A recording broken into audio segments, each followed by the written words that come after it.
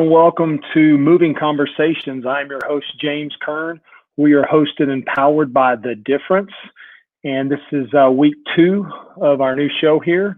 Welcome back. If you were able to join us last week, sorry for the movement there. Want to go ahead and get right to it today. We are sponsored by Delicate Moving. And we have our weekly host, co-host on here again with us, or maybe guest. I would refer to them as our co-host since they aren't really guests, since they're going to be weekly. And that is Darren and April Mabrey. They are in their studio there. They've got much better accommodations than I do, but it's pretty cool there. So anyway, welcome Darren and April, week 2 of Moving Conversations. You guys doing okay today? We're doing awesome, man. Sure. Okay. Are we on a delay or can y'all hear me good? No, we hear you good. Okay, Yeah. great. Yeah, we were trying to have a thoughtful response. So. Oh, gotcha. That's not always what a D does, is think about a good set of songs. We're trying to be self-aware, James. Yeah. Self-aware, right. So that's good. That's a good segue here. Our show, our purpose of our show, as we spoke about last week, is we want to talk about connecting. We want to talk about self-awareness and relationships, whether that's marriage, whether that's business, your personal relationships. We want to bring value to you so that you can better relate to others and understand others. And so with that being said, let's just get right back into it. Last week, we talked about something that may have been foreign to most everyone. It was to me the first time I heard about it, and that is a tool called DISC, D-I-S-C. And DISC is a good way of understanding maybe what makes you tick, what makes you do the things that you do. And so, April, could you give us a little more background context on DISC? Sure. So last week we just kind of introduced it. DISC has been around a really long time, and there's a lot of different versions of it. Basically, it's a way. Let me say what DISC isn't. DISC is not a personality assessment. It does look at you in kind of the way that you like to work. It looks at, there's kind of 4 quadrants. So driven or dominant. There we go. Driven or dominant is the D side. If you think about a pie that's cut into 4 pieces, right? So you've got driven and dominant, you've got influential, you've got stable, secure, safety, and then you've got conscientious, critical thinker, so D-I-S-C. And we're all made up of all 4 of those. Some of us have more of one than another, possibly. So yeah, that's what it is. We use it in the workplace mostly. We've also used it at church, in our group at church, and then we use it a lot with conflict resolution between couples, marriages, premarital counseling, that kind of thing. Well, let me jump in right there real quick and just back up a little bit and give a little background of how I became familiar with DISC. April, you are what we would call, I guess, an executive coach at one of the largest companies in the world, software company. And so that's how you got introduced to DISC. Is that correct? It is, yeah. Okay. And then Darren works for that same big company. And so that's how you got introduced to it as well, Darren, or was this something that you got learned about when you and April were hitting some bumps in your journey? Yeah, no, it was definitely through the work scenario. The company, we mentioned it last week. I'll just touch on it again real quick. The company that we work for, very, very large, successful company, exceptional products. They empower some of the biggest companies in the world to do what they do. But the way that that company sold their products, or our company sells our products, had not changed much in a long time, but yet the buyer environment had changed drastically. So in order to kind of match pace with that, it became clear that the way we go about selling has to change. We're not communicating. We're going in. It's just like a baseball pitcher who throws 100 miles an hour, and at some point when people start hitting you, or you've got to change something up. And so one of they had multiple facets of how we were going to implement kind of this new paradigm shift in how we approach our customer base. And one of the key elements was the disc. And that's where April got involved. They sent her off to the Mecca of disc up in Minneapolis. And she got trained thousands of employees there. And it's just a way to, first of all, I mean, you have to understand, as it relates to selling, you have to understand, well, I say selling, I would say communicating in general. Mm-hmm. You have to understand your style. And what I mean by that is, how do you receive information? How do you process it? And then how do you distribute information? Because as we'll get into this over the next handful of shows, you're going to find out that, for instance, you take a subject like listening. Okay, well, that's one way that you take information. Well, there's certain styles that are good at it, and there are certain styles that are very poor at it. Doesn't mean they can't do it. It just means that we're just, and I say we as a tip of the hand because I'm one of them. We typically aren't good listeners just intuitively. That's just not part of what we do. Well, as you can imagine, in a sales environment, if you're not a very good listener, you're there to solve your customers' problems. And if you're not able to listen to them, and being heard is important to your customer, that's not going to be a good fit. And it's going to create challenges in the sales cycle that you don't need. And really, as a sales rep, which is what I do, there's enough obstacles in the way already, just in timing and compelling events and all the things, budget, all those things. The last thing you want to do is throw in more hurdles because your communication style just isn't clicking. So the move at the company, and this is where April got involved, is we try to figure out, okay, so what do I need to know about me, and what do I need to know about my customer or the person sitting across from me that will help us communicate? Because at the end of the day, I need to sell in a way that customer is best interested in buying, or it makes it easier for that person to buy. So that's where we kind of got involved in it. And as we talked a little bit last week, we've taken this into marriages because we see and other relationships, because we see the same barriers that are there for that sales scenario are there in our interpersonal, private or personal relationships as well. Yeah. So about a year ago, this is where the first time I heard of DISC was about a year ago, maybe a little less than about September, I think, in our Bible fellowship class. And you used some of that same description or some of that same language when you said we were having a hard time as a company growing and getting past certain obstacles because we had done things the same old way for so many years and had been successful, but then you kind of hit that you just hit a roadblock and you can't seem to get past it. And it just so happened that this was very appropriate and applicable to our class, because our class is marriage centric. And so most everyone in the class was like, well, we've been communicating or trying to communicate a certain way for years, and we're kind of at a standstill, and we've kind of learned the dance rather than being productive and effective. So the DISC, I believe, was an effective tool, very important, and a foundational piece to our class in learning how to better communicate with our spouses. Yeah. And so you guys, Darren and April, introduced this to us, and we spent maybe 6 weeks or more just talking about DISC, digging in and learning about that. And we learned a lot about ourselves. And it was interesting is because some of our listeners last week reached out to me personally and mentioned that they had taken the DISC assessment in real estate. A couple of their real estate different coaches had recommended it to them. Yeah. And so I found that to be very interesting.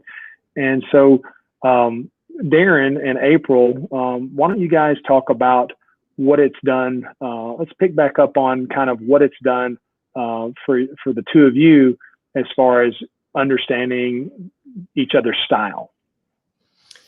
Yeah, let's see. Well, the interesting thing about marriages and couples is that usually 80% of marriages and relationships, you pick somewhat the opposite of yourself. 20% of the time, you pick someone similar to yourself. So Darren and I are a similar vibe, right? So Darren is a dominant, influential, and he is an extreme version of that. So actually there's inclinations, so you can be kind of a mild version, you can be a moderate version, you can be an extreme version. Extreme versions are much easier to pick out than the more mild, right? It takes a little while to hang out with those people to really figure out exactly what's going on. The more extreme versions are easier to read. I'm also an extreme version, but I'm the opposite. So I'm an influential, dominant, but then I have a lot of what's called shading or exceptions that push into the stable, secure, safe area. So I have some S going on too. So we're similar. We don't have a lot of C or conscientious, critical thinker. Darren probably has more than I do even because he has so much D on that side. But all in all, we think similarly. We're fast processors. We're able to kind of turn on a dime. That's not always good, but we can usually make pretty quick decisions. So yeah, there are some other ways that we're similar. I think for me, to answer your question, what did it do for me was, number one, it helped me understand and become more aware of kind of who I am, how I can kind of come off with people, so to speak, how I can be perceived by people. And, the old adage of, your greatest weakness is your greatest strength is your greatest weakness, to kind of lean into that, because, some of those things that April may have found with me, like, oh my gosh, that's real, man, I just love that about Darren. It's so admirable. Over time, you get to be like, oh my gosh, I wish that wasn't like that or whatever. But we don't have a ton of that because we're similar. Yeah. I have that too. I think what we see people struggle more with that when you marry an opposite. Yeah, absolutely. Because when you marry that opposite, you go, that's something I don't have. I really respect that. I want more of that. But then over time, that particular thing starts to rub you the wrong way because you can't identify with it. So I think we don't struggle in that space too much. I don't know, maybe we do, but. Well, no, but I think the other thing too is it gives a way to identify, and when we get into all the letters and the nuances of the letters, because April had mentioned that she's an ID, and there's going to be things that all of the letters are most focused on. And there's things that they are most afraid of. We talked about that last week. Yeah, a little bit. So you can listen to that one. And we'll mention those again and again. But in a relationship, when you see that something is impacting your spouse or another person, and they're an I, well, it's not it helps kind of decode it a bit to understand what is really the problem. Because, for instance, an I, it just may be around something about, well, I wasn't included, or I'm missing out on something as part of a group. There can be that kind of part that's hurt. Well, now you kind of have an awareness. You can understand, you've got a clue as to where you're maybe missing each other on the communication, or what's hurting or frustrating or upsetting that person. And you've got a place to begin to kind of start to talk through it and unravel it. Whereas before, it's just like, that other person's a mystery to me, man. I don't think like that. I don't even know where they're coming from. You get a kind of a lot like that. We're just not a good mix. And, that's a very challenging thing to do when you're in relationships that you have to be in, i.e. if you're trying, that's one of your customers and that's part of your territory, and you better figure out how to make it work, right? Or if it's your spouse, well, that's the person you've married. So rather than just say, hey, look, I don't think there's any future for us. I don't think we're going to be able to solve this. Let's just, split up and go our different ways. This has a way to help kind of diffuse those situations and give some explanation behind the differences. And that's great insight there. I think a practical, tangible example of that would be a D and an S, where Ds are hard chargers, Ds are decisive.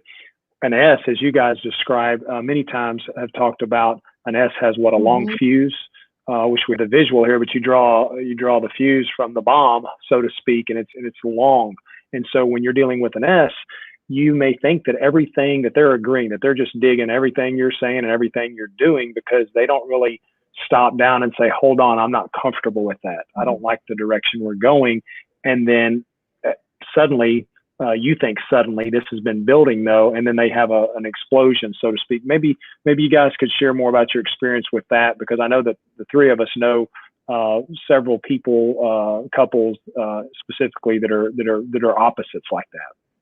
Yeah. Okay. So let's just talk maybe more about the D and S. So first of all, the D is on that kind of left side of the quadrant, right? And that left side is very task oriented. So they're going to think first about the task. The S is on the right side of that quadrant, and they're going to think more about the people. So right there is a big gap, because in and of itself, the moment that D begins to think about the task and all the things that need to be done, the S is going to think you don't care about me. And when the S begins to think about all the what ifs and the relationships and what could happen and the possibilities, and they're taking all this time to think through it, the D is over there going, we have to get things done. Like, time is running out. What are we doing? Let's just get stuff done. So right off the bat, just without even going under the covers very far, there's a really big gap in the pacing alone, right? So the S is going to be a lot more process oriented, step by step, inch by inch, and the D is going to be, kind of the shoot, aim, fire situation. Yeah. Yeah. Right.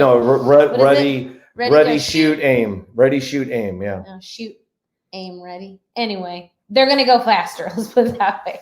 So right there's a big gap. And the other probably bigger gap is that the D's are going to do things with the task in mind.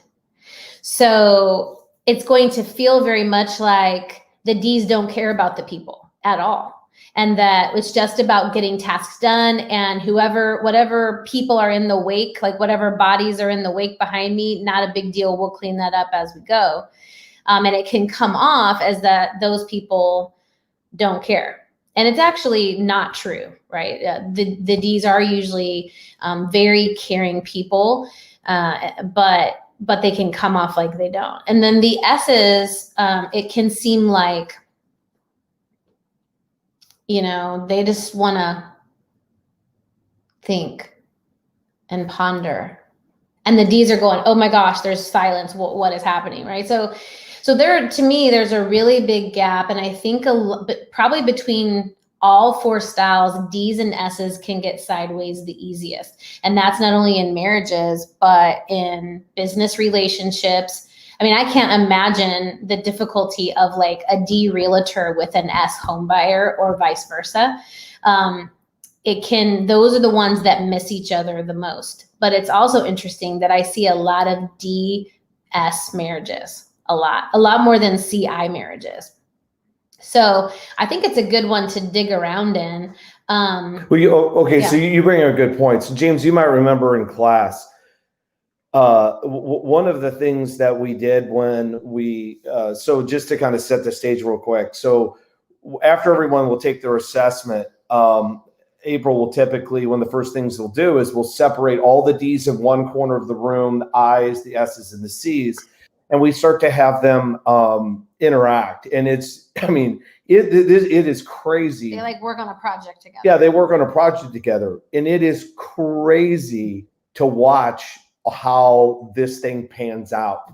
It literally is textbook. I've seen it from employees at our company, that the only thing that these people have in common is that the name on their paycheck is the same, the company that it comes from. They're from all different parts of the country. Sometimes the world, right? Yeah, even the world. And it is almost, now there are some cultural influences on how this all happens. Okay, but you might remember, James, when we did that in our class, one of the things that April will ask each group to do is to talk about what they believe their strengths are. But one of the questions she'll ask them is we'll say, how do you believe you're most misunderstood? And what do you wish that the other styles knew about you? And it's so funny because you're talking about the D's, and we can use not to, we won't chase this rabbit too far, but I think it's just such a timely example of a current event. We can take a figure like President Trump. I mean, this guy is a hyper version of a D. He and you can see where a D who literally could not care less about what other people think. I mean, it's like April said, if this man cared what other people thought, he would have changed his hair a long time ago. Yeah. He doesn't care. And you sit there go, well, it's intuitive to him. He didn't even have to try to not care. He's focused on winning, and that's it. He has to try to care. Yeah. He does care. He just has to try to care. And that's what's interesting, is because the D's would, I mean, obviously the opposition, the other parties and the people who aren't Trump fans, they use that against him.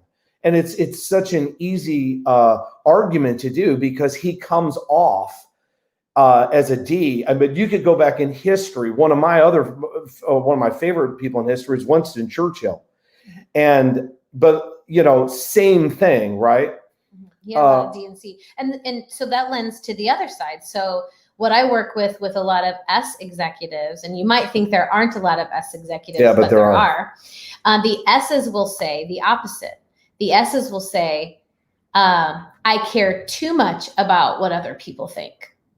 And because I care too much about what other people think, I'm not in touch with what I think.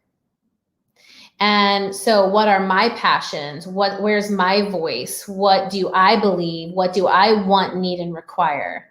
So it's actually kind of a polar opposite that needs, kind of to be both pulled to the middle in some ways. But the S's are very focused on their visibility, making decisions and how that's going to affect other people, and then how those people are going to view them, right? So it's a similar vibe to a D. It's just kind of an inside out or upside down type of version of it. So one is trying to pull them out of themselves and out of their own wants, and focusing them on the outer world. And the other one is removing the focus or reducing the focus from the outer world and putting it on the inner world. Does that make sense? Absolutely. So if we were speaking to a group of realtors, or maybe a group of mortgage brokers, and we found out that there were some D's and some S's, of course we can talk about the I's and the C's, but just for this conversation right now, something that we learned in class and then learned just in depth more talking about this, and just for everyone out there listening, it's not like you take an assessment, you figure out what makes your style, and you figure out your spouse's style or your boss's style, and then you're just kind of done with it. I mean, this thing, I mean, it sticks with you. I mean, you start going, oh, I wonder what my uncle is. You think he's a D? I wonder what my sister, and everyone you come in contact with, you eventually start putting them through having the conversation about, wonder what their style is. But if we had a group of people that we were speaking to in a class, or trying to help them with their team, something that you guys mentioned before was, when you're a D, or when you're speaking with an S, whether you're a D or not, you have to continue to ask them, is that all, or something like that. So you can do it better than I can, but explain how, if we were talking to maybe a realtor team leader that was a D and he had S's, and they were in a group meeting or they were talking about strategies, what would be a good strategy for him to get the most information, or what the S's are really thinking about said, a goal that they're talking about or plan? Well, all right. So that's a great subject, James, and I'll let April answer in a second. But I want to start off by telling a story to illustrate what you're saying, because I couldn't believe what I was seeing. So April was doing a disc training for a large group at our company, and I happened to be in the same city with her. And so I sat in, and she got a group of S's. And what she would do is each one of them worked on the project, and then they would go up in front of the class and they would present. And it's so funny because she always makes the D's go last, and it drives them nuts. I mean, just imagine Winston Churchill and Donald Trump have to go last and listen to everyone else first, right? It just drives them bananas. So, so April had the S's up there, and she's asked something about the question, and she's asking the person that was representing the S's, something around, well, so what's your answer to this? How do you feel about this? Whatever. And they said, oh, well, blank. And April said, okay, great. Well, what else? And they answered. She goes, oh, well, that's okay. Interesting. Well, what else? And they answered. Then she said, oh, wow. Okay, that's great. So what else? Now I'm sitting on the side of the room, and I'm kind of looking. Is going, why did she keep asking him? And I'm looking around the room, and all of a sudden the whole room is starting to kind of look at each other. And April never even looked at me. She looked at the rest of the room. She just looked, staring right at the person. And the person was kind of closed off a little bit, just kind of standing with their arms closed. It was like, well, and April said, what else? And then they said something else. Well, what else? Said something else. And you guys, this went on. I can't even tell you. It was so uncomfortable for me. I was like going, oh my gosh. Like, is there no end to this? It felt like an hour, but it was probably another 7 or 8 Oh, minutes. it was it. But here's what's crazy. Every single time she asked that person, what else? They had an answer. Like and it wasn't just something small. I mean, it was something deep, important and deep. And you just sit there. So as a D, James, you share some of this too, right? As a D yourself, listen, if there's something important, I have told you. So when I'm done talking and I've listed all my bullet points out for you, you don't need to ask me what else. If you do, you maybe only need to ask me once. But what if you're an S? What it was showing was, when you ask an S a question and they give you an answer, there is a truckload behind that. So if you could imagine doing business with this person or trying to find out what's important to this person. Oh, you're looking for a new house. Well, what's important to you? If you're a D and they go, well, I like a kitchen, a large kitchen, and a big yard, and then they stop. If you're a D as the realtor, you're going to think that that's all there is. There could be a whole truckload of other wish list for their new home. And you have to be able to understand that and ask what else. Oh, well, great. That's important. Well, why is that important? Well, what else? So anyway, that's just an example of, and by the way, that scenario that I told you, I've seen that happen multiple times. It happens the same way every single time. Yeah. We're not. Yeah, and I think, Wait, go ahead. Well, I was going to say, conversely, if you're a realtor and you're an S and you've got a D client, right, and you're wanting to go through all of these things about the house, and you haven't found out from your client what they want, they are going to think this is the most slowest moving realtor. We're never going to find a house. It's going to take forever, and I'm ready to get a deal done, and they're dragging this out. And so I think this is why so many realtors can benefit from this type of assessment. Yeah, really anyone who is selling anything, number one, but also, I mean, I sell ideas to Darren all the time, right? Like you sell ideas to your wife all the time. I'm trying to communicate my viewpoint And so if I'm trying to tell Darren something and I need him to hear me through the whole entire story, many times I'll give him the end and then I'll come back because he just can't sit with me the whole time. And sometimes I have to actually like take him and go, listen, I need you to listen to me the whole entire time. Don't move your eyes. And he'll be like, okay. So I know that it's not that he's not listening to me because he doesn't want to. Sometimes he doesn't listen to me because he can't. Right. And so it takes a lot of energy for him to really stick with me for more than about 5 to 7 minutes. Sometimes I'll just do bullet points, like this is what happened, this would happen, that would happen. And then we'll fill in the car drives or over the phone when we have time.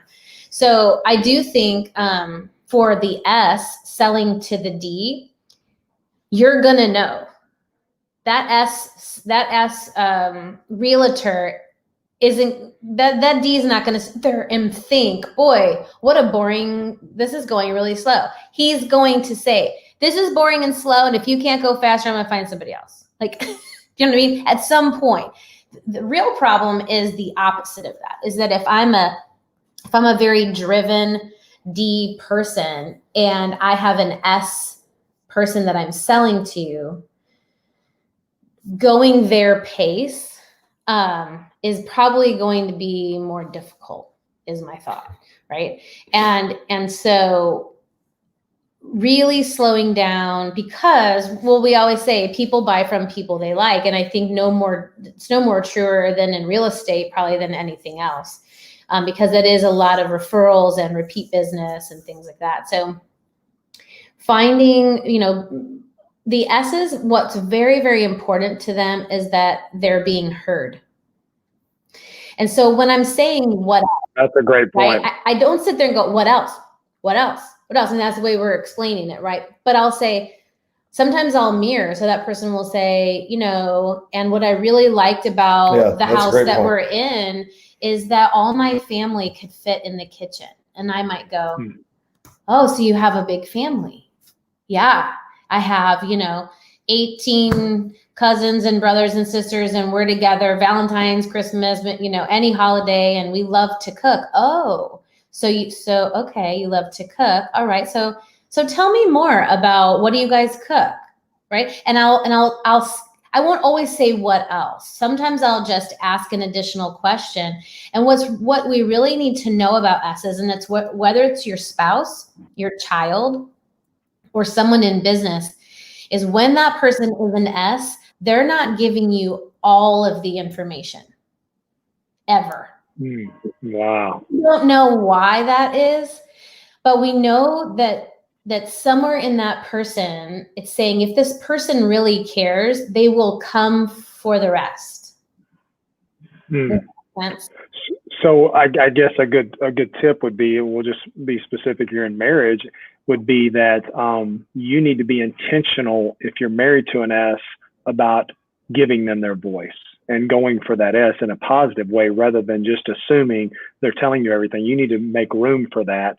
And it may take a little more patience, may take a little more intentionality, but you're going to have a happy spouse and a more fulfilled and content spouse if you are intentional about that, rather than just assuming, okay, they've told me everything that's on their mind, or I've asked enough questions. Okay, let's move on to the next thing. Or they're not saying anything, so they must not care. Or they're not saying anything, so they're okay. So they're fine. Or they're not saying, they don't have a really hot sports opinion about that, so they don't care. The truth of the matter is there are many S's that I would argue are more opinionated than the strongest D's I know. And listen, that's a great point, James, we need to bring up, okay, is that when you get to the S's and you ask them, okay, guys, what is something that you wish everybody else knew about you that they there's a misperception is that they don't care, that they don't have a definitive opinion. Okay, that is a fallacy. So one of the ways you can always kind of help understand these is once you start to understand one side, the other side is typically the opposite. Okay, so let's go back to the Trump thing, because it's just such an easy example. Okay, the assumption that Donald, it's easy to assume that Donald Trump doesn't care about people.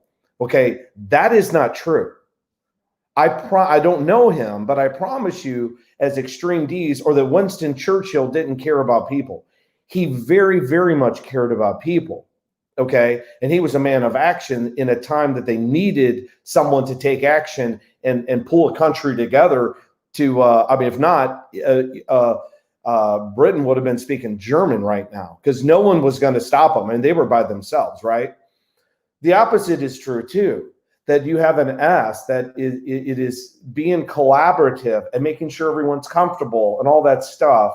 That does not mean that they don't have a very, very strong definitive opinion about things. Right. So you can't assume that other side isn't there. And since we're on DNSs, something that has come up even more recently in our lives and working with people in the churches and stuff is, so think about the D and the S being married, okay? Because this is a tough one.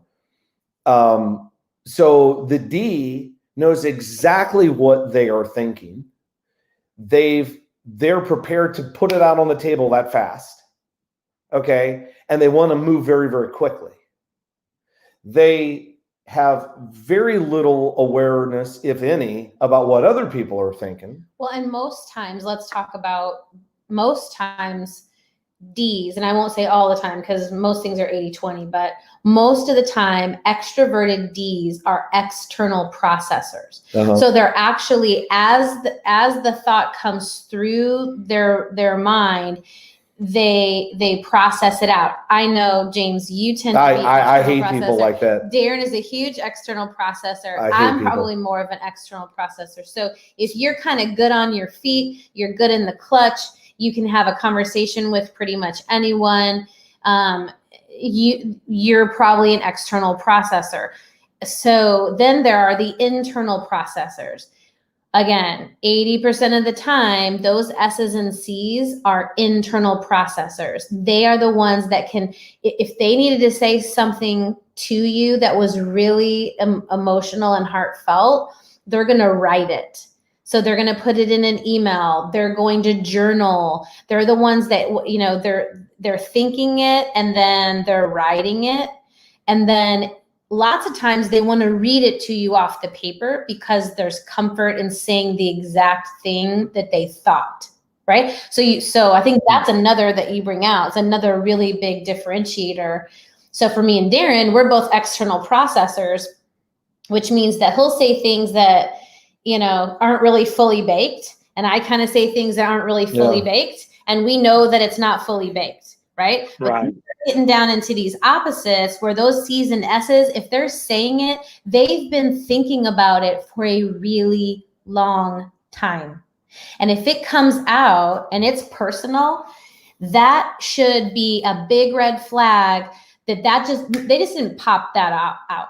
They just didn't go, oh, I thought that, I think I'll say it. No, that's been in the holster for months, right? So if it's coming out and it's an S, it's got S in it, or they are an S, you really need to stop down and think, like if my customer is saying something like, I have a lot of fear about implementing this because XYZ, or I have a customer, a home buyer who's saying, I have a lot of anxiety about selling this house because my children were born here. Or, you know what I'm saying? If they're saying those kinds of things and you sense that they're an S, don't bulldoze past that. Yeah, and that gets me to thinking. So I've got a friend of mine. He's actually been on the show before it was Moving Conversations, back when it was on The Difference. And it's Jeff Jacobs over at Realty Town. So Jeff, I'm giving you a free plug here. You can send me some Dallas Cowboys swag later. But anyway, so Jeff's got a great team. He's over at Keller Williams. It's called Realty Town. He's been referring delicate moving clients since about 2006, 2007. So we've got a long history. And I've been to his team meetings before. And I would say that if Jeff has S's on his team, maybe one bit of advice would be, if you really want to know what one of your team members who is an S thinks, you might want to get with them one-on-one once the team meeting is over with, to really pick their brain more, because they may not be, would it be fair to say that they may not be as comfortable or may not feel like sharing all that's on their mind in the meeting? Or what would you give? And I don't even know what Jeff is. We never talked about this, but I'm just using him as an example of somebody that's got a really good, productive team with a lot of different personalities. Yeah, I mean, like, just take our Sunday school group, for instance, right? So those internal processors, they are usually the ones that sit in a meeting that don't say a whole bunch, but they're kind of taking notes. Like, that's a real easy way to go. And so you might say in the group meeting, so Jane, what do you think about that particular situation? And the more S they are, the more kind of flowery their words will be. There's a lot of words that certain styles use, so you can kind of, listen to that. They tend to not want to necessarily talk for a long time. If they have I, they'll kind of go on, but the more S they are, they're pretty succinct in what they're saying, because they don't want to get too far out on the bleeding edge and make a mistake. So usually they're pretty, quick with kind of what they want to say. And then, I think getting them one-on-one in their office and just, I always see S's as kind of the helpers of the world. And so I would go to an S and say, hey, I'm struggling in this particular area, or I'd like to know more about this particular topic, or you seem to really be hitting it out of the park on this, whatever we're doing. Could you help me? And I think that doing that in more of a one-on-one setting is good. If you wanted them to speak on that in the team meeting, I would give them a couple of weeks notice to be able to prepare for that. Right. And really, but I'm telling you, those S's, we often mistake their kindness for weakness. And I think that's a real tragedy, because they are kind people and they tend to be more soft-spoken and kind of in the background, and that's where they're comfortable. But I have seen such strong leadership and capabilities from S's if they're given the opportunities. Oftentimes what we look at from an executive standpoint is we look at, the sparkly, the high flyer, the dominant, the, kind of banging through life, with symbols, drawing attention to themselves. And we go, oh, that's what a leader is. And I think that what our company has found is that's not always the case.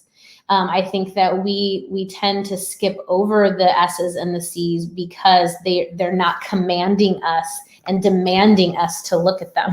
and if those are people who are in positions of authority in a buying cycle, you better not skip over them. Yeah. You better be able to know how to address them, how to go their pace, find out what's important to them. And not kind of, they're not an influencer. Well, just because, I promise you, a lot of the times, the person in the meeting that is the quietest, it has the king's ear. It could be, and you need to take care of it. Now, but back into a marriage, I mean, how this can be so dangerous is that, I mean, there's just two totally different ways of thinking about the world. So a D, for example, we say D's love to sword fight. I mean, if something comes up and it gets competitive, D's will just pull out the sword and they'll go at it. And then we're done, stick the sword back in. Hey, let's go grab something. Let's go grab something to drink and hang out. And they kind of forget the battle.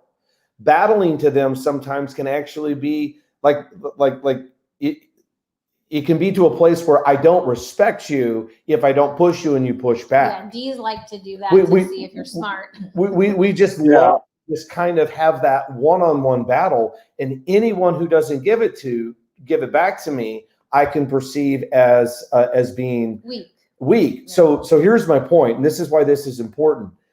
Because D's can get amped up and they can get passionate and driven because it's game time. And what's most important to a D is to win. Okay.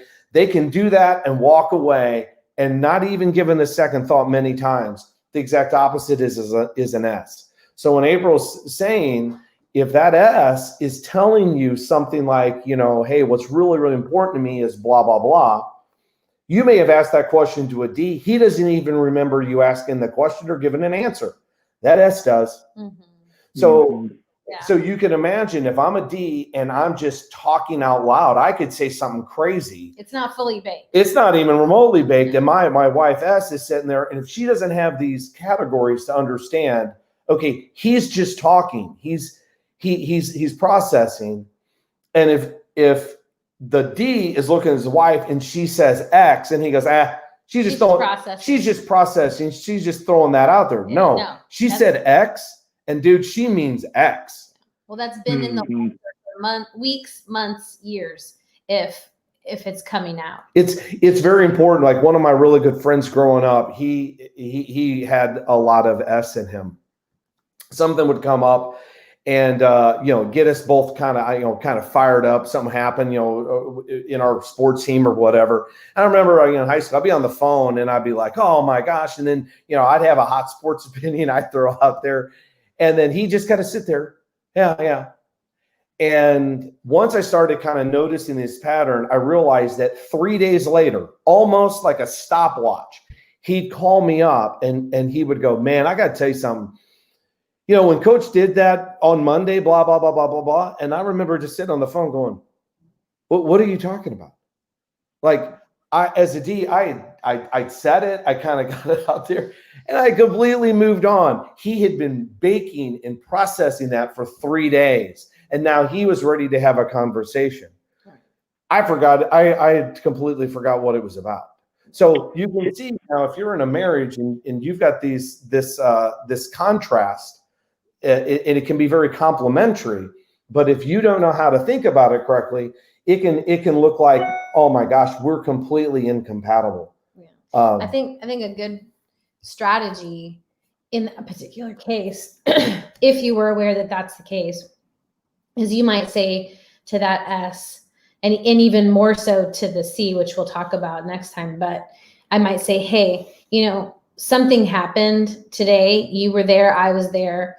I definitely want to talk to you about it. So could we talk about it on Wednesday?" That might give you a couple of days to think through it, get your thoughts together so that we can talk through it. And then I would have to really be thinking in my mind, don't interrupt them. Wait.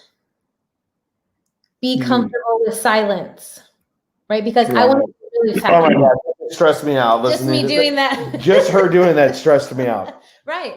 And so it's really about, speaking to that person the way that they're comfortable listening. And then the hope is that the S knows that they need to be ready with their thoughts, and they need to be concise and direct. And those are just as hard, right? Because we tend to kind of speak, like talk between the lines and hope that people kind of pick up what we're not really saying so that we don't have to really say it. And that's really de-energizing for people who are very, very direct. So there's work to be done, on all sides, obviously. So once again, think about the White House press conference, right? I mean, you've never seen this in America, where a president would walk in and just look at a guy in the back room and go, "You're fake news." I mean, it's just like, it's so direct, because that's what he's thinking. That's what he believes. And what we all have to realize is that not everyone is comfortable hearing that. And if I could sit President Trump down, everybody says, even people who support him would say, "Man, I wish he was a little softer and a little more aware." And that would probably be a skill set that would go a long way for him. I can't imagine he doesn't have people that are trying to help. I mean, maybe they are trying to help, but you can see, I mean, he is a very extreme version of all this. But real quick, one of the things I want April to speak to that we're really noticing with D's and S's when it comes to marriages, okay? So think about this. A D loves to make decisions and take action, okay? They love to, remember, what's most important to a D is to win, Okay. So a D doesn't necessarily care about being wrong. And that's why, like, again, with President Trump, people would say, oh, he just a know-it-all. He doesn't care if he's wrong as an extreme D. This one's I just want to win. Yeah. So if this play doesn't work, I don't care. Let's get a play that worked because I want to score a touchdown. Right. That's the way it thinks. Okay. So now you have an S over here. An S is very uncomfortable in making decisions. They're afraid to make the wrong decisions. Well, quick decisions, right? They're afraid to make a quick decision, not because they're not going to win, not because they're going to be wrong, but because it could let everyone down. It could affect other people. It isn't. This is a big. It just doesn't affect me. Okay, so now here we go. We got these two people, and I keep doing this because we'll get a graphic and we'll show you, because they're, if it's in a circle, they're opposites. Okay, that's why I kind of keep doing this. But imagine in a marriage, you've got a guy that loves to drive the car, and you've got a person who likes to sit in the passenger seat and not take, quote unquote, responsibility. Now, that doesn't mean that S doesn't have a strong opinion about what's happening in the marriage. It just means they aren't comfortable making all the decisions, being in the front, signing their name on everything. And they tend to be more comfortable behind the scenes. Behind the scenes. Yeah. So there's no John Hancock, right, in big letters. And here they are with life. Now, what happens when that D starts to take the relationship off the rails? So April has the analogy, and I'll let you talk about it. What we're seeing is about the puppet on the S. Mm-hmm. And then now all of a sudden that S raises their hand, like we see in our class. That works until it doesn't work. Right. In unhealthy DS relationships, that's what I'll say. In healthy relationships, you don't see this as much. But in unhealthy relationships, what you find, and the way that I visualize it, is a puppet who's kind of hollow on the inside, right? If you take them and just by themselves, you lay a puppet down, it's not able to move on its own. So the way that I visualize it is that this unhealthy D is the hand inside of the puppet. And the puppet can only move and echo and repeat and do what the hand is having it do. And there is an unhealthy okayness with that, right? And sometimes it's man and sometimes it's woman. It doesn't really matter. But what happens is that those marriages start to break down either because the hand doesn't want to be there anymore, or the puppet doesn't want the hand inside. Like somewhere along the line, one of those two things happen. And, it's really trying to get that S to understand that they have their own voice, that they're not an echoer of someone else's voice, and that they have their own passions and requirements and those kinds of things, right? And so, we work with a lot of people who end up without the hand in for whatever reason, and it takes them a long time to kind of come in tune with being able to stand on their own and filling that hollowness, right? Well, I think there's a comfort in it's just almost easier sometimes for the S, just even though they don't really like the direction, it's just easier to let someone else do that because, that's not exactly the way I would sing the song. It's not, but I'd rather be behind the curtain and not be in front of the microphone. Now, then all of a sudden something blows up and now they're on their own. They've got to go and stand in front of the microphone. And now there isn't that other person there to kind of lead the way, so to speak. And they have to find their own voice. Yeah. They have to find out, how do I make decisions and all that kind of good stuff. I was going to say, too. Well, that's why. Oh, go ahead. No, go ahead, April.